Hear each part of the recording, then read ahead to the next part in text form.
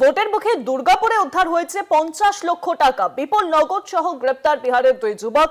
এর আগে যে ঘটনা আপনাদেরকে জানাচ্ছিলাম যে কলকাতার রাজাবাজার এলাকা থেকে উদ্ধার হয়েছে আগ্নেয়াস্ত্র, সেখানেও বিহারের এক যুবককে ইতিমধ্যে আটক করা হয়েছে, জিজ্ঞাসাবাদ চলছে। অন্যদিকে দুর্গাপুরের খবর আপনাদের সামনে তুলে ধরছি।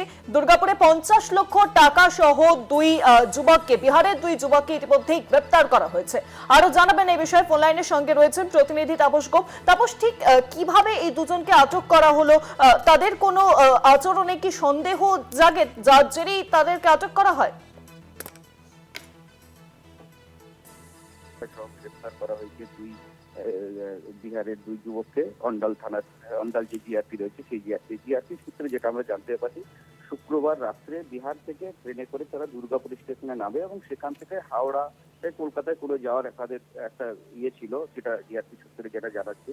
এবং তাদের কাছে জিআরপি যখন তাদের কাছে জিজ্ঞাসাবাদ করে এবং তাদের কাছে ভারী দুটো ব্যাগ ছিল, সেই ভারী ব্যাগ এবং আচরণে অসঙ্গতি নজরে আসতেই জিআরপিরা তাদের সন্দেহ দানা বাঁধে এবং দানা বাঁধার পরে তাদেরকে জিজ্ঞাসাবাদ করলে তারা তার সদুত্তর দিতে পারেনি। পরবর্তীকালে তাদের যে দুটি ব্যাগ, সেই দুটি ব্যাগ তারা খোলে এবং খুলে দেখতে পায় যে 50,000 টাকার পুরো বাতিল, প্রায় প্রচুর বান্ডিল রয়েছে। টাকা গোনার পরে যেটা জানা যায় 49,99,950 টাকা সেখান থেকে উদ্ধার হয়, প্রায় 50 লক্ষ টাকা।